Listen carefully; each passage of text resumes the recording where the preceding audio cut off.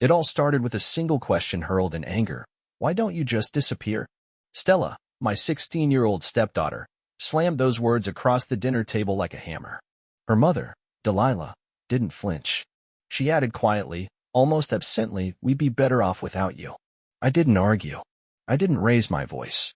I just stood up, pushed my half-eaten dinner aside, and walked away. My duffel bag was already packed in my head by the time I reached the stairs. 3 years I'd been part of this house. 3 years of movie nights, helping with math homework, picking up takeout when they had rough days. And in a single dinner, it all vanished. The next morning, I came back just to grab a few things I'd forgotten. The house felt altered. Not just the silence, but something deeper. My coffee turned bitter in my mouth as I scanned the living room and froze. The pictures. All of them. From the shelf above the TV to the frames lining the staircase, every single photo that had once shown me smiling with Delilah and Stella had been edited. Cropped. My face cut out. A carefully orchestrated disappearance. Like I'd been a placeholder for someone else. The photo from Yellowstone, where Stella rode her first horse. Gone. The one at her school dance, where I held the camera for 3 hours. Gone. Even the one where she wore my old college hoodie during finals week, it had been removed. I was standing in front of the fireplace, eyes locked on the gutted frame where my smile used to be, when I heard her door creak upstairs. Stella. She paused at the top of the stairs, phone in hand, then descended slowly, deliberately avoiding my eyes. Morning, I said. My voice was neutral, calm. I wanted to ask, why? But I didn't. She didn't respond. Just walked past me and into the kitchen, the silence as sharp as broken glass. 3 years. That's how long I've been trying. Not to replace her father, but to be someone she could count on. And sure, there were good moments. The first time she laughed at one of my dad jokes. The night she called me crying when her first boyfriend broke her heart. The prom dress shopping where she asked me, not her mom, to help choose. But lately, all that goodwill had started crumbling. It began a week ago with a simple offer, helping her with a chemistry project. She'd always struggled with the subject, and I thought it was a good chance to connect. Her reaction? A cold slap of a response. Stop pretending you care about my grades. You're not my real dad. Delilah had heard. She'd been in the kitchen. She didn't say a word. That silence, it weighed more than Stella's words ever could. All week the house changed. Cold glances. Dishes left in the sink with passive-aggressive intent. Conversations that stopped the moment I entered the room. Delilah pulled away too. Every time I tried to talk, she shut it down. She's just being a teenager, Thomas, she said. Don't make it about you. Then came dinner. One phone at the table. One reminder from me. One explosion. Why are you always policing me? Why can't you just leave me alone?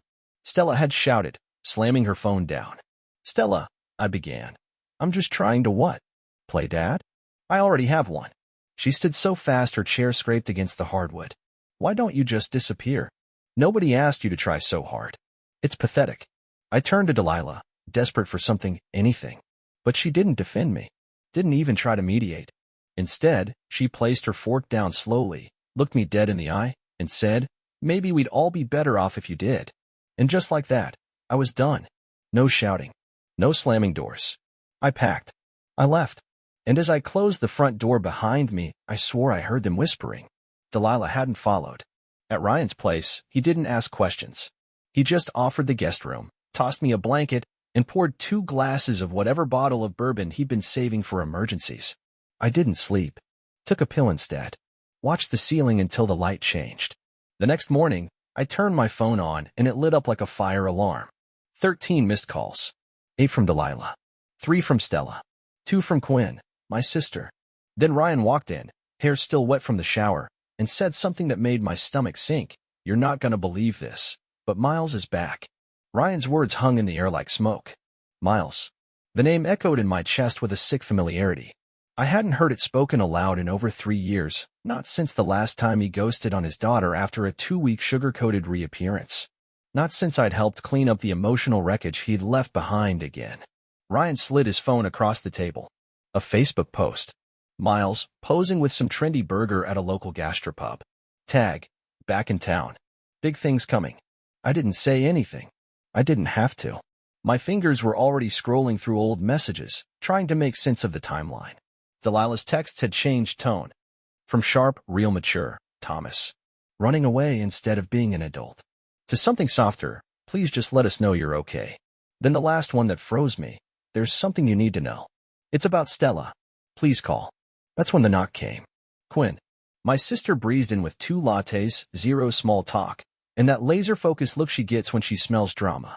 You look like hell, she said, flopping onto Ryan's couch. Love you too, sis. She didn't smile. I saw Stella yesterday. That got my attention. She didn't see me. I was coming out of Nordstrom when I spotted her across the food court. She was with someone. Quinn hesitated. Miles. Coffee. Laughter. It didn't look casual. I felt my throat go dry. She looked happy? Hopeful, Quinn said slowly. You remember that look she had when she got accepted into that UCLA summer program? Like she wanted to believe she'd earned something good but was scared to let herself feel it. Yeah, I remembered. She's got that look again, Quinn said. Except this time, it's for him. I opened Instagram. I rarely looked at Stella's posts. Teenage angst and makeup tutorials weren't my scene, but this time I had to. There it was. A picture of her and Miles at some cafe. Caption, real family time. The comment section was full of hearts and fire emojis from her friends. They had no idea who he really was. The Miles who missed 4 of her birthdays. The Miles who stopped calling after promising her the moon. The Miles who still hadn't paid a dime of child support since 2021. Remember what happened last time he popped back into her life? Ryan said quietly from across the table. I remembered. It took Stella 6 months of therapy to start trusting anyone again. I remembered the night she called me crying, saying she felt disposable. That was the night I vowed to always show up for her. Always. Then came the text. From Delilah, he's asking her to move in with him. She's actually considering it. Please, Thomas. I know you're angry with me, but she needs you. I stared at it for a long moment. Dozens of replies danced in my head. I typed and deleted every one. What was I supposed to say? Sorry you told me to disappear, but now you need me to reappear? Then another ping. Stella's Instagram story, college brochures fanned across her bed. Caption, big change is coming. Sometimes you have to choose your real path. My heart stuttered. Those were Miles's exact words before he ghosted her 3 years ago. Real path. Quinn saw my expression shift. What are you thinking? I'm thinking about the day Delilah and I got married. You remember Stella's speech? She nodded slowly. She said, sometimes family finds you when you're not looking for it. I swallowed the lump in my throat. Now she's talking about real family, like I was just a placeholder. Then my phone rang. Unknown number. I almost ignored it, but something made me answer. Mr. Bennett? This is Miss Anderson, Stella's guidance counselor at Riverside High. I know this is unusual, but I need to speak with you. It's about some recent changes Stella has made to her academic plans and some concerning behavior. Could you come in tomorrow morning? Concerning behavior? Stella had been a straight-A student since freshman year. Her entire life revolved around academic goals, UCLA, internships, scholarships. For her to be on any radar for concerning behavior was wrong. Yeah, I said. I'll be there. After I hung up, Quinn and Ryan were staring at me. So? Quinn asked. I let out a long breath. So I think it's time to stop being silent. That night, I finally played the voicemail Stella had left days earlier. Her voice was small, hesitant. I know you probably hate me now. I get it. But I need to tell you something. About what I said, and about Miles. Please, just call me back. There was a pause, barely 2 seconds, but I could hear it. Fear. The same kind of fear she used to hide behind sarcasm. The same fear that once made her sit by the mailbox every day, waiting for a letter that never came. Tomorrow, I'd meet with her counselor. After that, I didn't know. But I did know one thing. If Miles was really back, and he was up to something, I wasn't going to stand by and watch him hurt her again. Not this time. The next morning, I arrived at Riverside High early. The parking lot buzzed with students rushing to first period, the usual blur of backpacks and coffee cups. A few of Stella's classmates glanced at me long enough to recognize, short enough to avoid eye contact. Whispers followed. The rumors had already started. Miss Anderson, Stella's guidance counselor, met me in her office. No small talk. Just facts. She submitted paperwork to withdraw from all her advanced placement classes yesterday, she said, sliding a form across the desk. Also French club and student council. She told us she's transferring schools next semester. My chest tightened. These were things Stella had worked for. She'd fought to get into AP chemistry. She spent weekends planning fundraisers with her club. Dropping all of it. This wasn't rebellion. This was detachment. There's more, Miss Anderson said. Last week, she requested her transcripts be sent to 3 schools. She paused, watching me. All of them are in California. My mouth went dry. Miss Anderson slid a second document toward me. I know this might not be my place, but I did a little checking. One of those schools is only 10 minutes from an address recently purchased by someone named Miles Hart. That was all I needed to hear. I pulled out my phone and showed her the text from Delilah. He's asking her to move in with him. Then I scrolled further, to a message from Miles to the family group chat I hadn't been removed from yet. Big announcement at dinner tomorrow night. Let me guess, I said. He's starting a business? She nodded. A tech startup. Stella mentioned something about investing. My stomach turned. It was the same script he'd used before. The car dealership scheme that swallowed Delilah's emergency fund. The food truck franchise that disappeared overnight. Miles didn't just scam banks, he scammed people who loved him. I left the school and drove straight home. Delilah's car was in the driveway. Through the front window, I could see her pacing in the kitchen, phone pressed to her ear. She spotted me and opened the door before I could knock. He asked her for money, she blurted. College money? She nodded, tears forming. He's saying she can double it in 6 months if she invests now. Told her she'd be able to afford any college she wants. Where is she? With him. Coffee again. Delilah's voice cracked. I tried telling her it's a scam. She told me I'm jealous he's finally stepping up.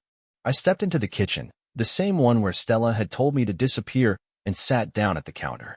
The air still smelled like burnt toast. Like last week. Why didn't you tell me he was back? Delilah looked down. I thought I could keep them apart. Thought if I handled it, it wouldn't get messy. And then, you left. And I panicked. I sided with her because I thought if I didn't, she'd go all in with him. The door opened. Stella walked in. She froze when she saw me. She looked different. More grown up. Hair perfectly curled. Makeup meticulous. She wore a brand new leather jacket Miles must have bought her. But her eyes were red. What are you doing here? She asked, the edge in her voice gone. Dropping your AP classes? I asked gently. Really? What happened to Stanford? Plans change, she muttered. Dad says, Miles says, I corrected. She flinched. He has connections, she said weakly. The startup is real. It's already getting funding, like the car dealership was real? Or the food trucks? I pulled out my laptop and opened a folder I'd spent the morning building. Here's his current business registration. Expired. Credit report? Bottomed out. 3 pending lawsuits, including one from his ex's mother, trying to recover her granddaughter's college fund. Sound familiar? Stella stepped forward. Her hands trembled as she clicked through the documents. With every scroll, her armor cracked. When she saw the lawsuit from his former stepdaughter's grandmother, a single tear rolled down her cheek. He said he wanted to make up for lost time, she whispered. That we could be a real family. That I had to prove I was choosing him. He said you were the reason he stayed away. Delilah reached out, but Stella stepped back. I knew, she whispered. I think I always knew. But I wanted to believe. Her phone buzzed. A message from Miles. She stared at it. Then she turned off her phone. I have to go, she said. I need to think. We let her. Sometimes space is the kindest thing you can offer. Hours passed. Delilah and I sat in the kitchen, the silence between us filled with memories, mistakes, and a dozen things neither of us had said in weeks. We finally talked about fear, about pride, about the pressure of watching your child slip through your fingers and not knowing how to stop it. We talked about Miles. We talked about us. It was past midnight when I grabbed my coat, ready to head back to Ryan's. That's when my phone buzzed. A text from Stella. I messed up. Everything's messed up. Can we talk? I mean, really talk. Not about Miles or money or school. Just, remember when we used to get ice cream after my dance classes and you'd let me rant about the drama in group chat? Could we do that again? I know I don't deserve it, but I was already in the car when I read it. Parked outside our local ice cream place. It was technically closed, but the owner knew us and agreed to keep the lights on a little longer. A few minutes later, Stella pulled up. She sat in her mom's car, hands gripping the steering wheel, probably trying to work up the courage to come inside. Just like I was. Sometimes, the hardest conversations start with the smallest steps. We sat for hours. Mint chocolate chip for her. Butter pecan for me. She talked. I listened. About how Miles made her feel seen, how he fed her dreams, how she'd wanted it to be real so badly that she ignored every red flag, how ashamed she felt about the things she'd said to me. But one detail stood out. He started asking me to tell my friend's parents about the startup, she said, looking down. Said if I could get them to invest too, I'd be helping everyone win. Like I was doing something important. That's when it clicked. This wasn't just manipulation. It was fraud. I explained what securities fraud meant. How recruiting unlicensed investors, especially minors, wasn't just unethical, it was illegal. Stella's eyes widened as I pulled out my phone. Do you have those messages? I asked. She nodded. Pulled up the group chats. Screenshot after screenshot. Miles had documented everything. His arrogance was his weakness. He didn't think she'd ever turn on him. Later that night, I made calls. Quinn knew someone at the SEC. Ryan had a contact in the district attorney's office. By morning, I had a plan. Miles had planned a big dinner that evening. Delilah forwarded the invite. He wanted to celebrate family. Translation: pitch his fake startup to Stella and a few other potential victims. We let him. The dinner was held at an upscale restaurant. Miles was in his element. Designer suit, big promises, Silicon Valley buzzwords flying across the table like confetti. I waited until the appetizers were served. Then I stood up. Before we continue, I said, there are some people who'd like to join us.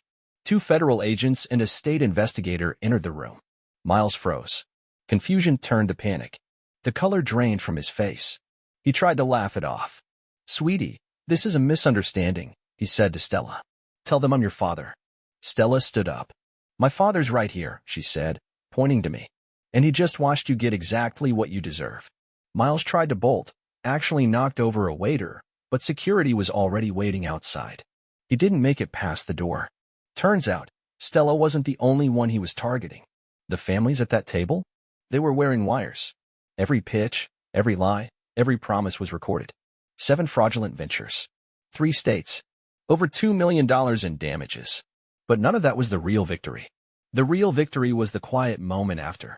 When Stella slid a shoebox full of photos across our coffee table. Pictures of me and him, she said. I think the prosecutors can use them. As evidence. She smiled. A real smile. The aftermath was bigger than any of us expected. Local news picked up the story within 24 hours. Then national outlets. Victims from other states started coming forward. The SEC launched a formal investigation. Miles's so-called startup turned out to be a hollow shell, just a flashy website, some stock images of Silicon Valley office spaces, and a borrowed logo from a legitimate firm. He was facing up to 20 years. But for us, the headlines didn't matter nearly as much as the quiet moments that followed. Stella asked to re-enroll in her AP classes. Miss Anderson made it happen within days. The school was understanding. The French club welcomed her back with a banner that said, "Welcome home, Prez." Delilah and I started therapy. Marriage counseling. We didn't fix everything overnight. But we showed up. Every session. Every conversation. No more silence. The photo albums returned. One by one, Stella pulled the altered pictures off the shelves and slid my face back into them. Some prints had to be reordered. She straightened each one with care. Then came the moment that hit me the hardest. She walked into the kitchen one morning with an envelope. I found this in my room, she said, sliding it across the table. He asked me to mail it last week. It's investment paperwork.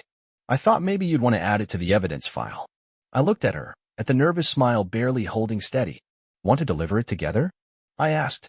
She grinned. Can we get ice cream after? We did. That night, we had dinner, just the 3 of us.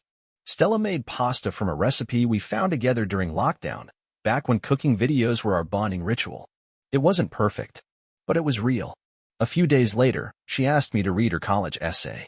I'm thinking of calling it, How I Accidentally Took Down My Biological Father's Investment Scam. It was raw, honest, brave, but it was her closing line that brought tears to my eyes. You don't always choose who brings you into this world, but you do get to choose who walks beside you in it. And sometimes, the best family isn't the one you're born with, it's the one who stays when things fall apart. Next month, Miles will be sentenced. Stella's planning to deliver a victim impact statement in court. She's been revising it carefully, word by word. Yesterday, she handed me a draft. Does it need a stronger ending? She asked. I read the final line. I'm not here today as someone you fooled. I'm here as someone you tried to break, but failed. And the only thing you ever really taught me is what kind of person I never want to be. I looked up at her. It's perfect. Because it was. And so is this strange, beautiful, rebuilt life we're creating. One meal, one conversation, one midnight ice cream trip at a time.